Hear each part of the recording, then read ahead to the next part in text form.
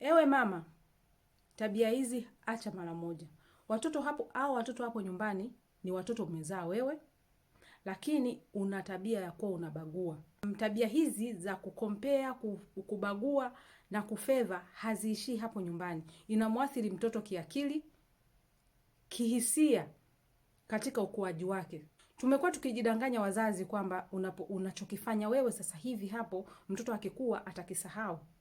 Kuna mambo ambayo mtoto anakuwa atasahau na kujua kwamba ni pati ya urekebishwaji kwa mzazi, na kuna mambo ambayo yanakuwa unayarudia mpaka yanaingia kwenye akili yake na yanamuathiri kisaikolojia. Sasa mzazi, acha hii tabia mara moja. Yule mtoto anahisia, na anavyoendelea kukua ndio yale ambayo umeyapandikiza yanazidi kumea na kuota matawi. Tabia ambazo unazoziweka pale nyumbani ndizo ambazo zitaleta ushikamano kwa watoto ama mvurugano kwa watoto. Usitegemee umeanza kwa kuwalea kwa ubaguzi, kwa kukompea, afu kategemea ukubwani watashikana, watashirikiana.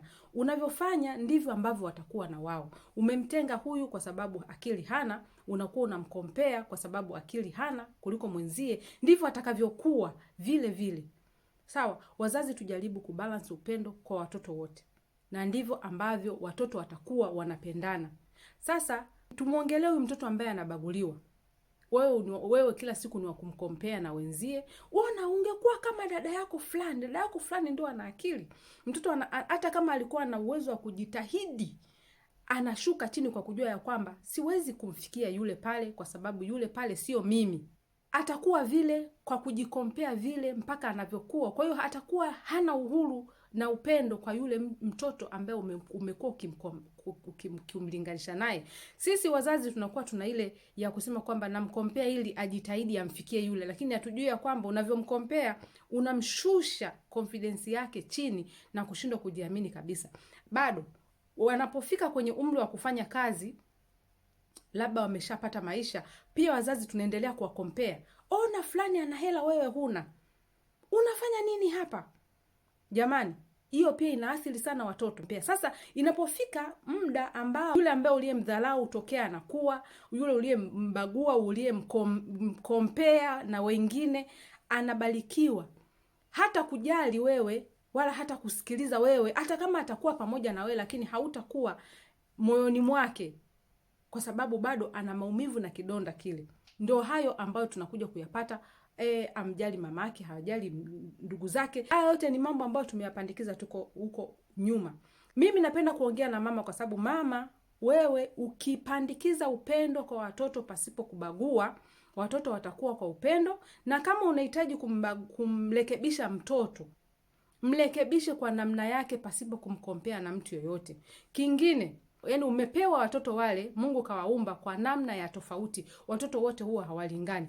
Kuna utapata mvivu, kuna utapata mchangamfu, kuna utapata mwenye roho mbaya, kuna kila aina ya category utapata pale kwa watoto wako. Sasa ni jinsi gani utatumia hekima, busara katika kuwarekebisha na kuwaweka kwenye msingi wa upendo. Wewe mama, wewe ndio chanzo cha wale kupatana na wale kusambaratishana. Wewe mama ndio chanzo cha wale pale kubaguana na wale pale kustick together, haijalishi wako na hali gani. Wamama tujirekebishe sana, kwa sababu matokeo tunayokuja kuyapata mbele ni matokeo ya sisi tulichokipanda. Japo tuna ile kusema kwamba ni mama ama ni mzazi. No, ikumbuka huyo mzazi alikuwa binti, alikuwa kijana kama wewe. Alifanya yale makosa. Sasa tusitumie kale ka mwanya, kale ka nafasi ka kusema kwamba mzazi ni Mungu wa pili, na kati wewe mzazi umekosea. Kwa hiyo tujitahidi kurekebishika, kwa sababu siku zinaenda. Kama umetoka kwenye familia ambayo haikutenda haki kwa kwenu nyie kama familia, kama siblings, jaribu kutoa kizazi ambacho kinatenda haki sawa. Jaribu kuwa mfano wa kile ambacho wazazi wako walikosea kuwalea nyie. Kingine ni kwamba wewe mzazi umekuwa ukilalamika. Unajua tuna malalamiko mengi sana. Mimi mzazi, mamangu alikuwa ananifanya hivyo, au babangu alikuwa, au wazazi wangu walikuwa wana tabia hizi, wana tabia zile, walikuwa wanatufanyia hivi. Hayo makosa bila wewe kujua unayarudia kwa watoto wako. na ukitegemea kwamba kesho utakuwa na kizazi bora. Wewe hapo una maelewano mazuri na mzazi wako, ukikaa chini ukiangalia utakuta kuna makosa ambayo mzazi wako alikuwa anayafanya mpaka sasa hamjawahi kukubaliana au hamuelewani vizuri, au kuna mambo ambayo yanayokukera, lakini hayo mambo ambayo mzazi wako anakukera wewe, nawe unayarudia kwa watoto wako. Vitabu vya dini vinavyosema mzazi ni Mungu wa pili, basi kale ka Mungu wa pili kanatuingiaga, kanatukaa hapa, alafu tunashindwa kuangalia makosa yetu. Tunakuwa tuna ile authority ya maisha ya mtoto, yani maisha, huyu hapo ni mtoto wangu, nimemzaa. Kwa hiyo yani kile kiburi kile kinatutawalaga, na tunashindwa kutambua ya kwamba hapa tunakosea, tunachokifanya hivi au matamshi tunayoyatamka tunayakosea. Unajikuta unarudi ulikotoka wewe, ulichofanyiwa na ndicho na wewe unafanyia watoto wako bila kujua. Sasa inapofika muda ambao tuna demand haki yetu kama wazazi tutendewe na watoto wetu ambao sasa wameshakuwa, wameshajipata, ndio hapo tunaanza kupata matokeo tusiyoyatarajia. Mtoto akujali, mtoto afanye hivi na yani tunajua mzazi akilalamika tu jamii nzima imewaka. Hakuna mtu anayeongeaga kwamba mzazi alikosea. Hapana. Mzazi akoseagi. Huyo mzazi alikuwa mdogo, alikuwa binti, alikuwa kama mimi na wewe hapa tunavyofanya. Lakini kwa sababu ya ignorance, kutosikiliza, kutokaa chini, kale kaneno ka Mungu wa pili kanatutawala, tunashindwa kujirekebisha. Mwisho wa siku tunaachwa kuwa wenyewe. Ndio hao unakuta bibi kizee yuko mtaani, ana watoto, makosa yake hakuna mtu anayesema, sijui nani, sijui yule pale kazeeka, wale watoto hawamjali mama yao, hawamjali baba yao.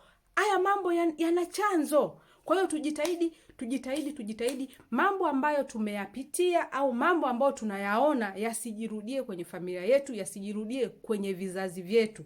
Guys, sio kwa ubaya bali kwa kurekebishana. Unajua bila kuyafesi yanayotuumiza hatuwezi kuvuka, hatuwezi kujirekebisha.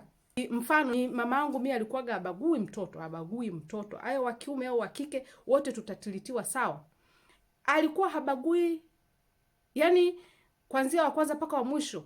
Baba alikuwa na ile kitinda mimba, lakini mama alikuwa hana kitinda mimba. Kitinda mimba atatilitiwa sawa na mtoto mwingine. Nilikuwa nikimwangalia mama nasema hii mama hivi hana moyo au nini? Huyu si mtoto wa mwisho anatakiwa petiwe hivi. Mama alikuwa hana hiyo, na nimeona faida zake. Watoto wanakuwa na usawa. Sijui paka hapo nimeeleweka. Huo ni mfano. Kwa hiyo mama unaweza ukacreate ama ukabomoa.